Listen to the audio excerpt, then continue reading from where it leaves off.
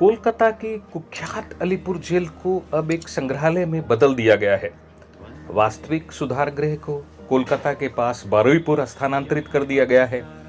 इस जेल ने फरवरी 2019 तक काम किया था।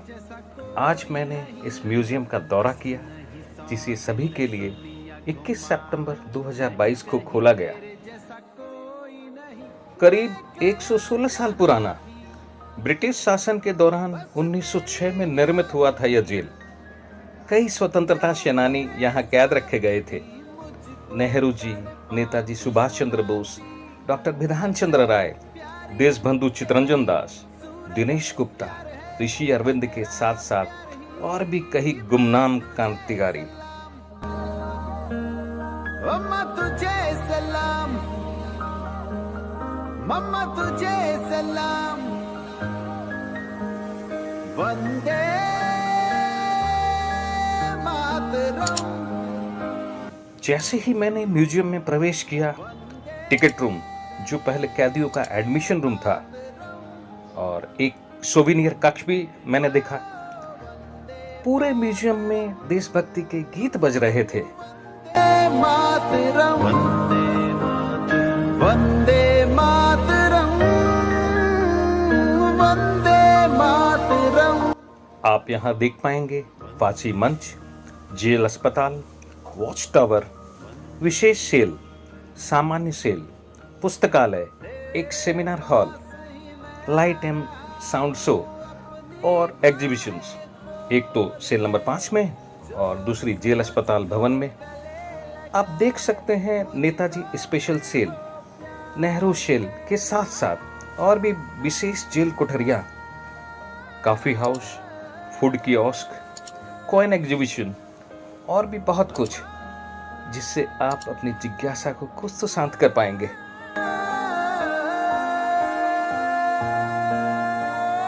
तू ही जिंदगी है, तू ही मेरी मोहब्बत है, तेरे ही पैरों में जन्नत है, तू ही दिल, तू जा, मामा तुझे सलाम,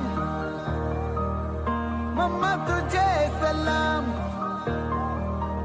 मम्मा तुझे सलाम। गाइड मैप आपकी सहायता करेगा कि कौन से स्थान आपको देखने मिलेंगे और उन तक पहुंचने का रास्ता। नेहरू सेल, नेताजी की जेल कोठरी जरूर देखनी चाहिए, जहां इन महान हस्तियों को कैद किया गया था और आज इनकी प्रतिमाएं भीतर रखी गई हैं।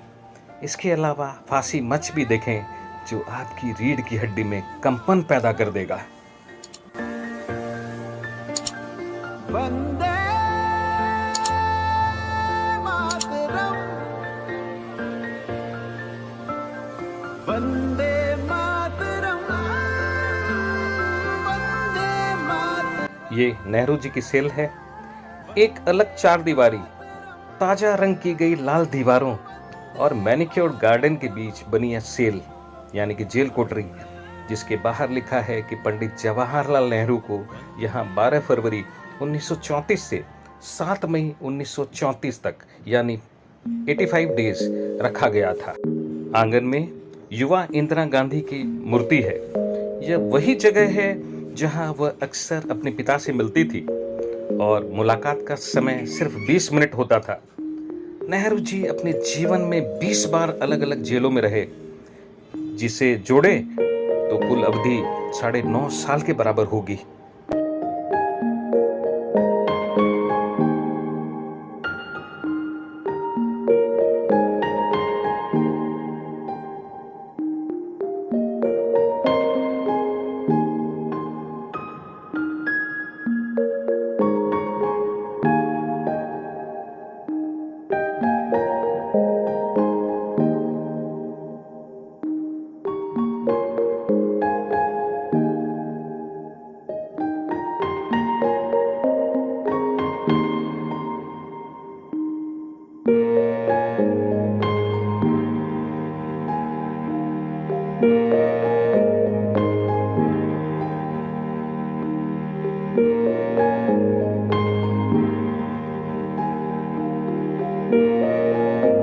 यह कमरा वह गोदाम घर था जो अलीपुर जेल परिसर में कैदियों की दैनिक जरूरतों के सामानों से भरा रहता था और यहीं से उन्हें वितरण भी किया जाता था।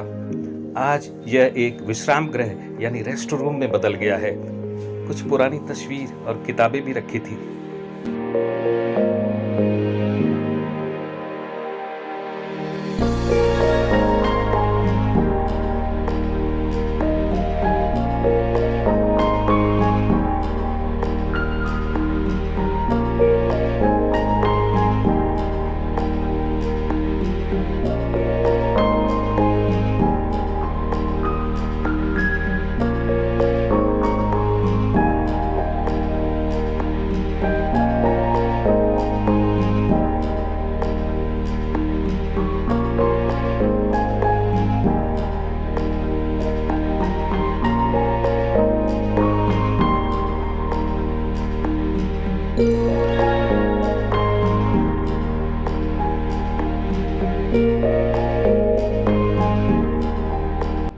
इन कोठरियों में 20वीं सदी के आरंभ में बंगाल की स्वतंत्रता आंदोलन की घटनाओं को चित्रों, दस्तावेजों और जब्त किए हथियारों के साथ प्रदर्शित किया गया है।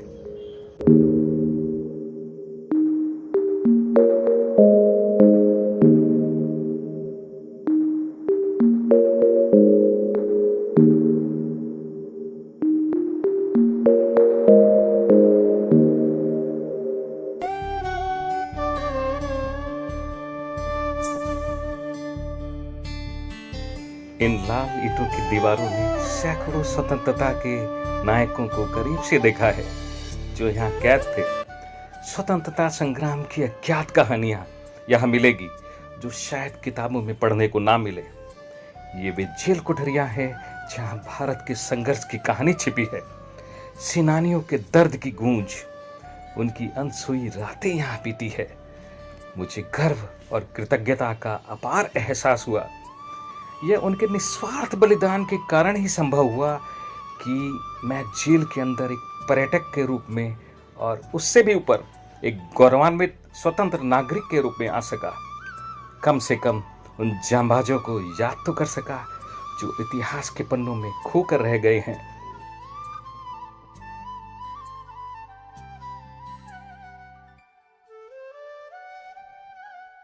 आइए इनके बलिदान को नमन करें, आभार व्यक्त करें और दिल से कहें वंदे मातरम। साधारण कैदियों के लिए ये हॉलनुमा कमरा था जहां कई कैदियों को एक साथ रखा जाता था।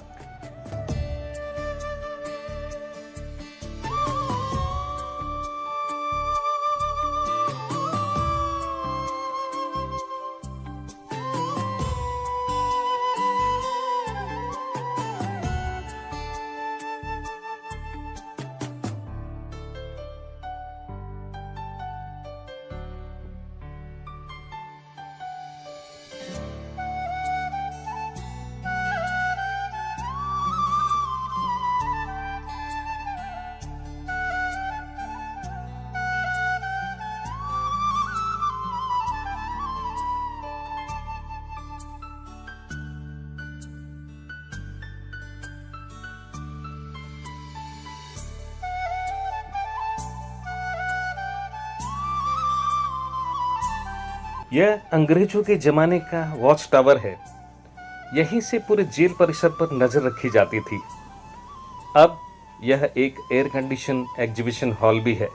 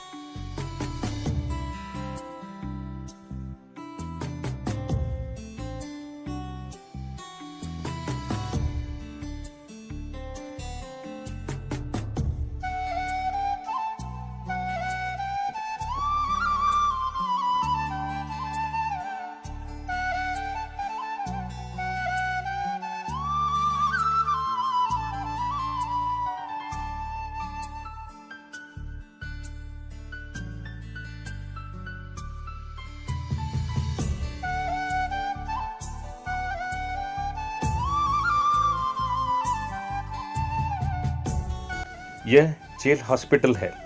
इस जेल हॉस्पिटल बिल्डिंग में बंगाल की महिला शहीदों और बंगाल में प्लासी की लड़ाई से शुरू होने वाली 18वीं और 19वीं शताब्दी के इतिहास से संबंधित प्रदर्शनी है।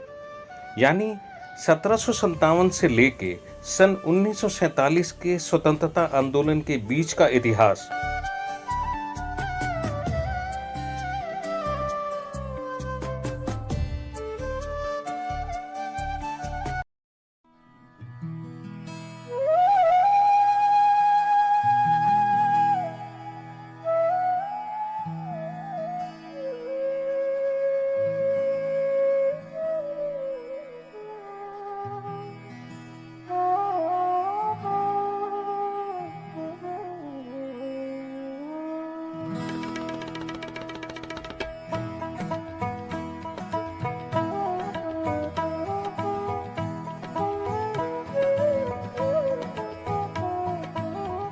आइए सीढ़ियों के रास्ते चलते हैं। फ्रीडम एंड अवेकनिंग कार्यक्रम के तहत कई कलाकारों की पेंटिंग को लेकर आर्ट गैलरी बनाई गई है। धर्म, भाषा और संस्कृति की विशाल विविधता के बीच हमारे देश की असाधारण एकता और हम सब एक है, भारतीय हैं का भाव जगाती है, हमारी भारतीयता पर गौरव करना सिखाती है। यह पहले ब्रिटिश जेल अधिकारियों का कार्यालय कक्ष था। अब यह कमरा पूरी तरह से ऋषि अरविंद की मूर्ति और पुस्तकों से सजा हुआ है। ऋषि अरविंद कलकत्ता में जन्मे एक योगी, दार्शनिक, कवि और राष्ट्रवादी थे। युवावस्था में स्वतंत्रता संग्राम में क्रांतिकारी रूप में भाग लिया। बाद में योगी बन गए और पौंडीचेरी में एक आश्रम स्थापित किया। मुजफ्फरपुर बम कांड 2 मई 1908 का मास्टरमाइंड और गुप्त गतिविधियों के लिए दोषी मान यहाँ एकांत कारावास में इन्हें रखा गया था।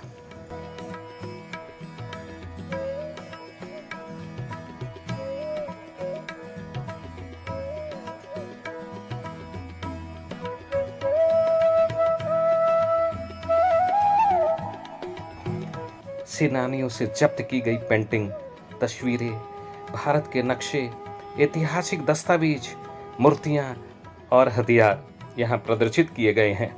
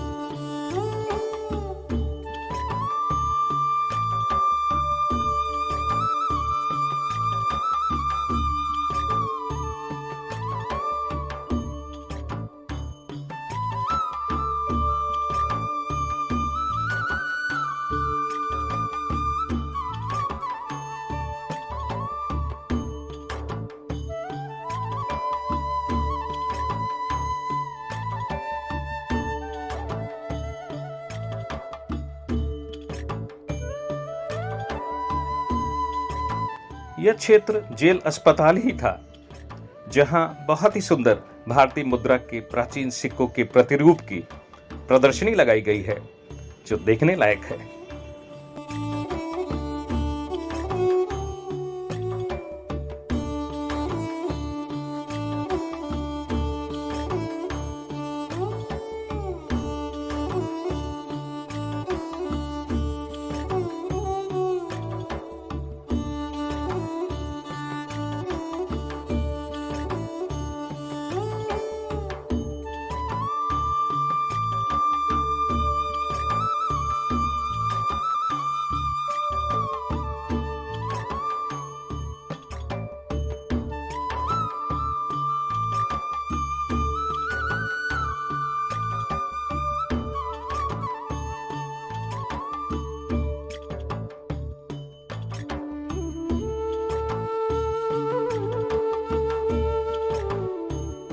यह वो जगह है जहां कैदी टैंट और हथकरघे के कपड़े बुनते थे।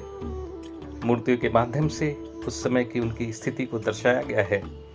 मेरे साथ और भी दर्शनार्थी बड़े उत्साह से इस जगह सेल्फी ले रहे थे।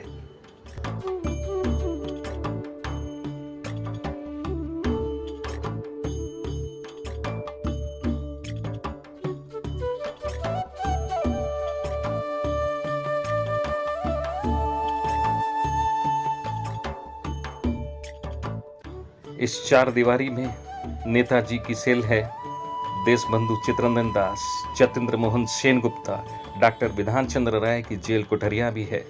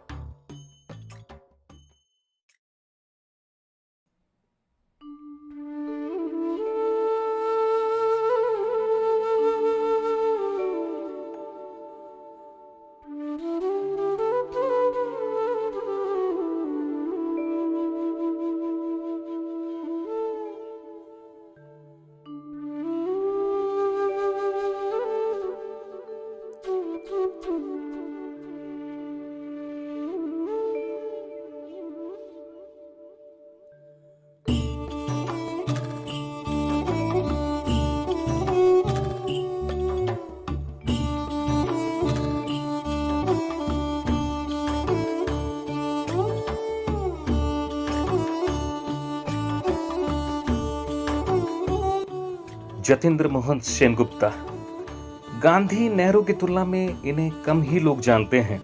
ये हमारी स्वतंत्रता के अनसंग हीरो थे। यहाँ भी ये बंद थे।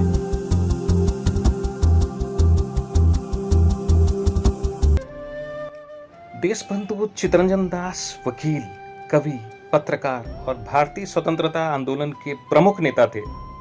नेताजी सुभाष चंद्र बोस स्वाधीनता महासंग्राम के महायज्ञ के प्रमुख पुरोहित थे। तुम मुझे खून दो, मैं तुम्हें आजादी दूंगा कि नारों से युवाओं की नशों में और तरुणों की सोई आत्मा को जगाकर आजादी के आंदोलन के लिए प्रेरित किया। 23 जनवरी 1930 से 23 सितंबर 1930 तक नेताजी इसी सेल में कैद रहे थे।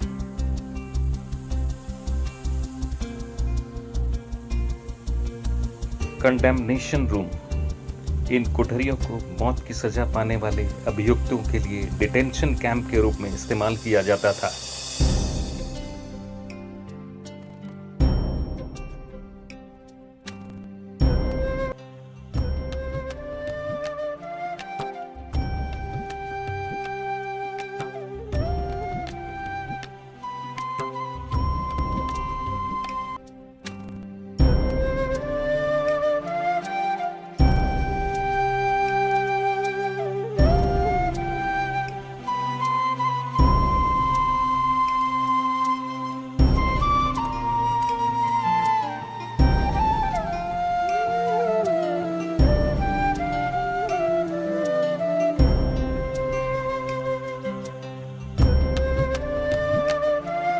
ऑटोप्सी रूम यानी कि शव परीक्षण कक्ष। फांसी देने के बाद शव को यहाँ लाया जाता था, जांच की जाती थी, पोस्टमार्टम किया जाता था और ये जो नाली आप देख रहे हैं यहीं से खून बाहर निकलता था।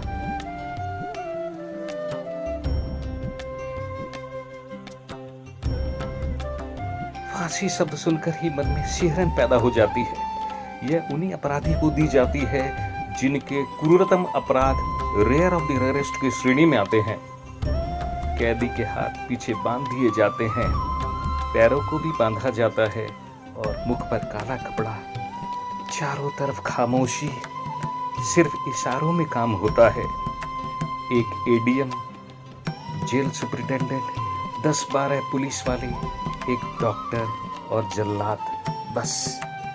यहाँ अंतिम अभियुक्त धनंजय चटर्जी था जिसे 2004 में फांसी दी गई थी। अपराधियों के लिए तो फांसी ठीक है, पर हमारे स्वतंत्रता के संग्रामियों को अंग्रेजी क्रूरता ने फांसी दी थी, इसे हम आज भी भुला नहीं पाए हैं।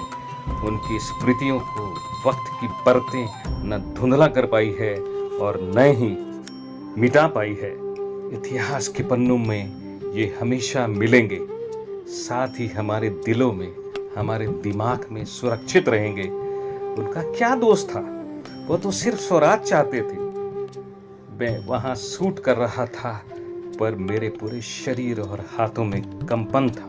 ये कॉफी हाउस है जो पहले अलीपुर जेल का निकास द्वार हुआ करता था, लेकिन वर्तमान में इस निकास द्वार का उपयोग पहली मंजिल में कॉफी हाउस के रूप में किया जा रहा है।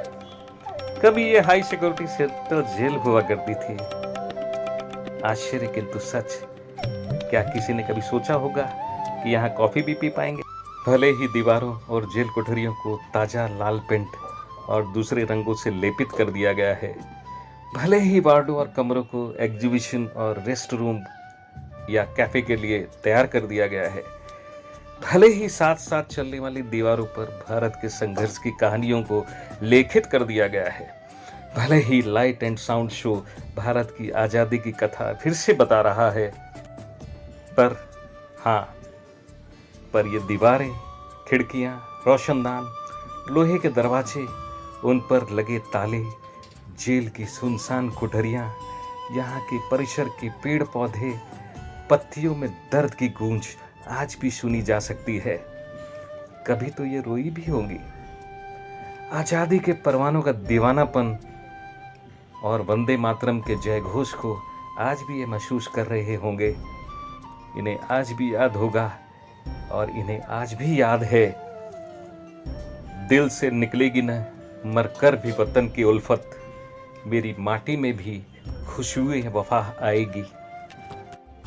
लड़े जंग वीरों की तरह जब खून खौल फौलाद हुआ, मरते दम तक डटे रहे वो, तभी तो ये देश आजाद हुआ।